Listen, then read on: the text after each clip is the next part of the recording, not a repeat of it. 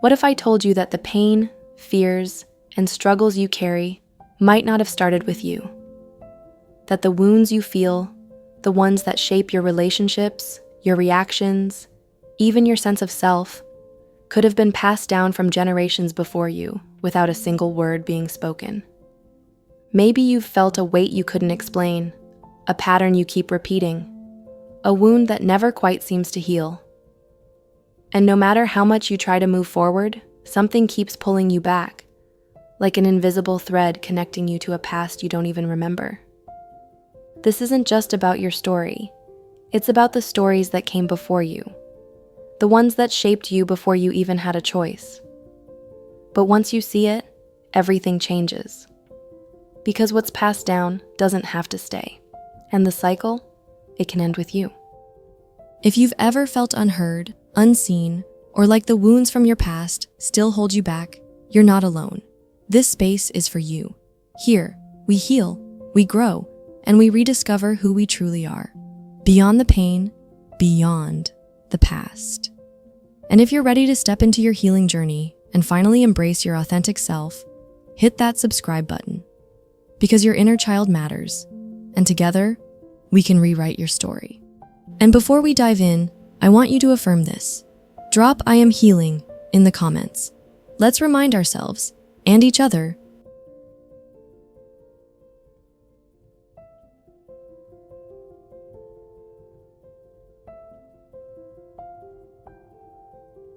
so that my workaholism, which came out of my need to prove the value of my existence, which came out of my 1-year-old experience, made me very successful in this world, very high respected and well paid, and it made me ignore my own children because, of course, when the beeper went, I was out of the house.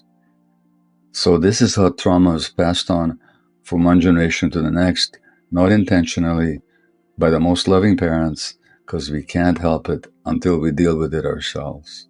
You mentioned trauma passed on from one generation to the next. When one experiences trauma like you've identified, being abandoned as a child, I think that's easier to identify. Whereas generational trauma, if there's trauma passed down from my grandfather, who passed away before I was born, a little more difficult to identify. How does one go about that process in identifying the generational trauma that's been passed down? Let me just say that 95% of trauma is multigenerational. That's just how it works. We unwittingly pass it on. Now, I would argue, now, it's certainly true that from a biological point of view, when grandparents are traumatized, some of that is passed on into the genetic functioning of even their grandchildren. Not their genes as such, but how those genes are triggered or not triggered, how they become activated or how they don't. So that's called epigenetics. But that's just an emerging field. They're only beginning to understand it now. But I would say that any trauma that was passed on to you from your grandfather didn't skip a generation. It was passed on to you. Was this a maternal or a paternal grandfather? Both, and me specifically, both my grandfathers died before I was born. And I just think it's an example. A lot of people have grandparents they've never met. I would say that whatever was passed on to you happened through your parents and through your parents' experience in life, which they hadn't quite resolved by the time they had you. That's how I would say that the multigenerational is passed on. And a lot of, sometimes, Jason, people tell me, I had a perfectly happy childhood, and that usually takes me about 3 minutes to sort that one out.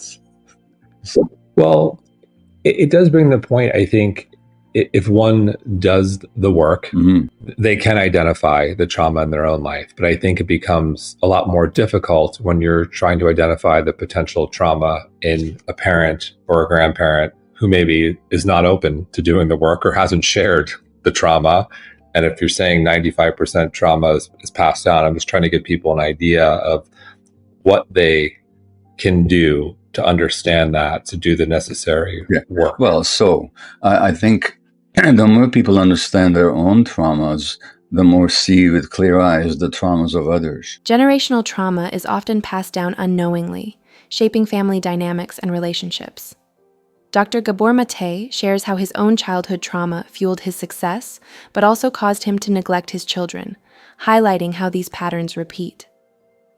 Identifying generational trauma can be difficult, especially when ancestors never spoke about their struggles, but the signs show up in our behaviors and emotions. The key to breaking the cycle is understanding and healing our own wounds first.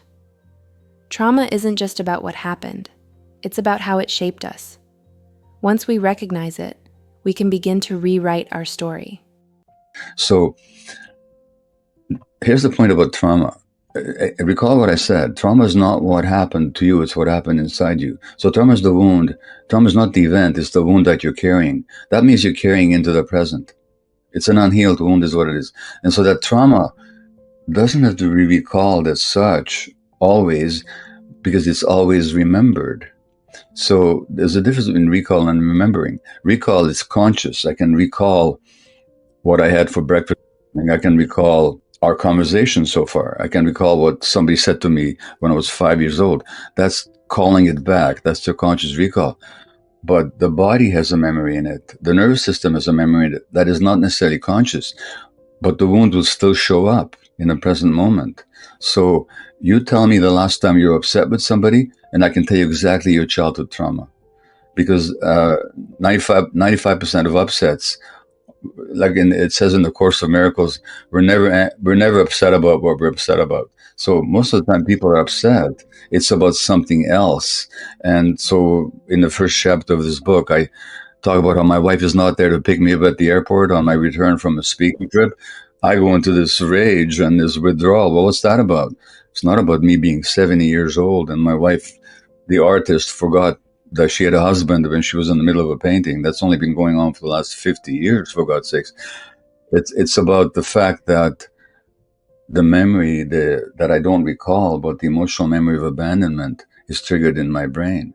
And so it's very easy for me to tell about somebody's childhood trauma just if they tell me the last time they were really upset with somebody in their lives. Usually it's about old stuff.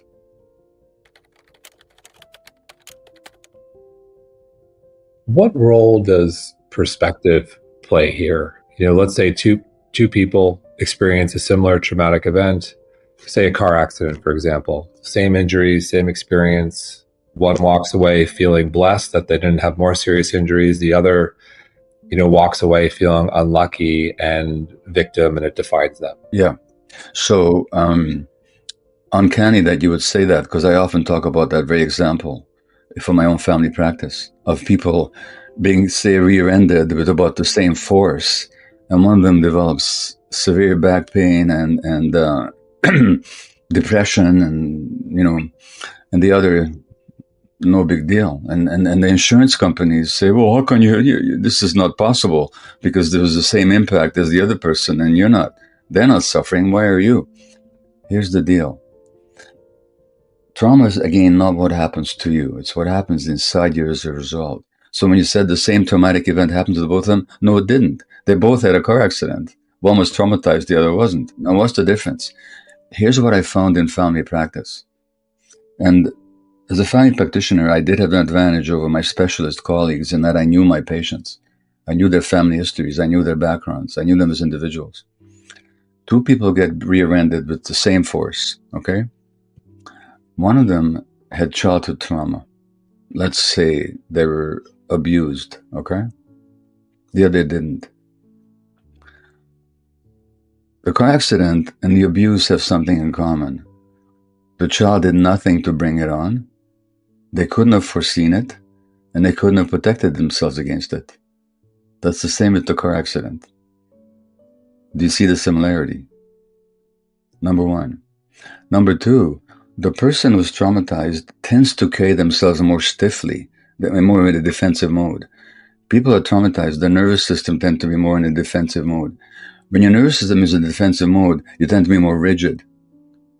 Now, take a blade of grass or take a piece of straw and bend them.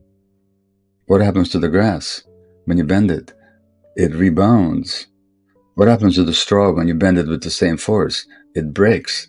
So you have two different mentalities and you have two different physiologies undergoing the same impact. You got that so far? The third point is The person who complains of severe pain tends not to be believed. Nobody listens to them. You're making it up. You're just trying to get a big payout. You're trying to get off work. You know, that reinforces their childhood experience of nobody being there for them and people not even believing them. Now, no wonder that second person is more traumatized than the first. So the point is, perception, as you put it, has everything to do with it. It's who is it happening to, and what is their view of themselves and of the world.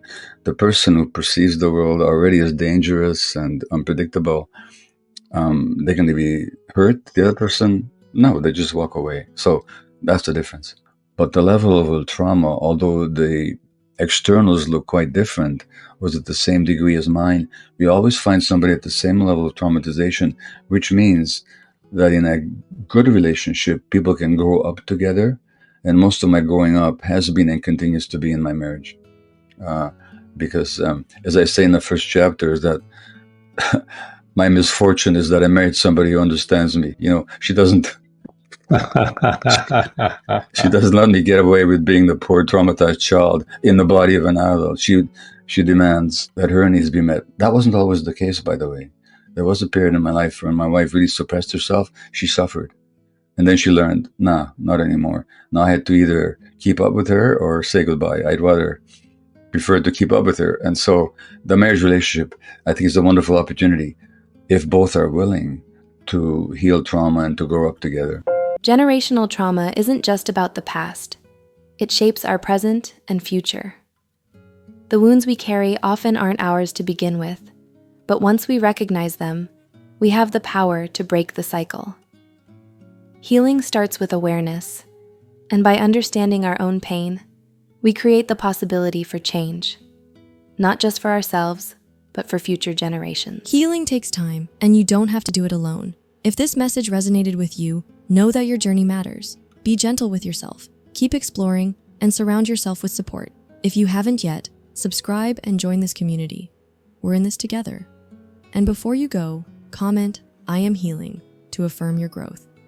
You are seen, you are valued, and you are not alone.